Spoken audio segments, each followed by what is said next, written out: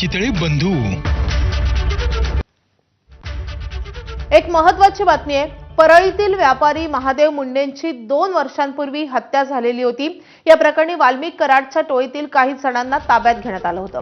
याच पार्श्वभूमीवर आता एक धक्कादायक माहिती समोर येते आहे। महादेव मुंडेंच्या पत्नी ज्ञानेश्वरी मुंडेंनी बीडच्या पोलीस अधीक्षकांना एक अर्ज दिलाय।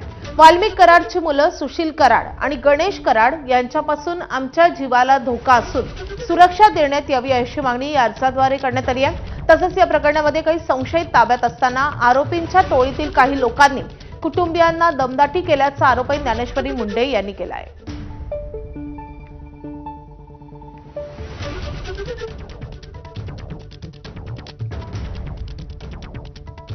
ताई, काय पत्र होतं आणि अचानक पत्र याचं कारण काय?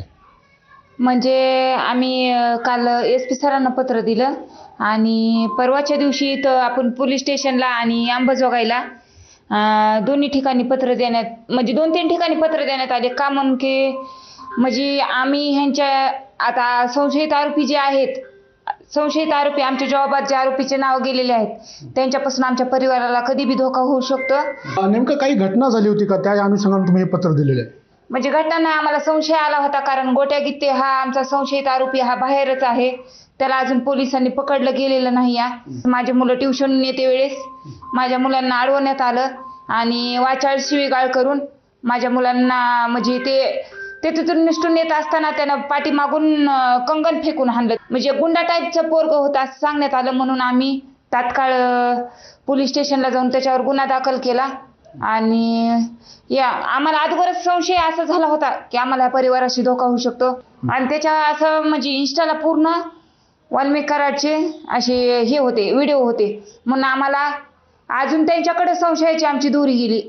का तर माझ्या आता नवऱ्याचेच अजून आरोपी अटक केलेले नाहीत आणि अजून माझ्या मुलांना अडवण्यात येत आहे, म्हणून आम्ही हे पत्र दिलेलं आहे। आज ताईंशी सुप्रिया ताईंशी बी बोलणं झालं, ताई बी बोलल्या आहेत की मुख्यमंत्री साहेबांना या दरम्यान पत्र देईल आणि या केसचा जे छडा म्हणजे माझा भाऊ जे बघत आहे त्याला SP सरांनी ते तात्काळ पोलीस संरक्षण दिलं पाहिजे। आता याच्यावर नेमकं पोलीस प्रशासन काय कार्यवाही करतंय हे पाहणं महत्त्वाचं असणार आहे। स्वानंद पाटील, ABP माझा, बीड।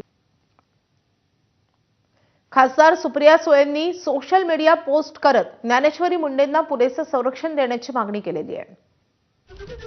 तर सुप्रिया सुळेंनी या एक्स पोस्टद्वारे नेमकं काय म्हटलंय आपण पाहतोय। परळीतील महादेव मुंडेंच्या हत्येप्रकरणी तपास सुरू असून काहींना संशयित म्हणून ताब्यात घेतलंय, परंतु या टोळीतील काहींनी मुंडे कुटुंबाला दमदाटी करण्यास सुरुवात केल्याचं ज्ञानेश्वरी मुंडेंचं म्हणणं आहे। याबाबत त्यांनी बीडच्या पोलीस अधीक्षकांना पत्रही लिहून पोलीस संरक्षण देण्याची मागणी केली आहे। या प्रकरणाची पार्श्वभूमी आणि आजवरचा घटनाक्रम लक्षात घेता माजी गृहमंत्री आणि बीडच्या पोलीस अधीक्षकांना विनंती आहे की मुंडे कुटुंबियांना संरक्षण पुरवावं।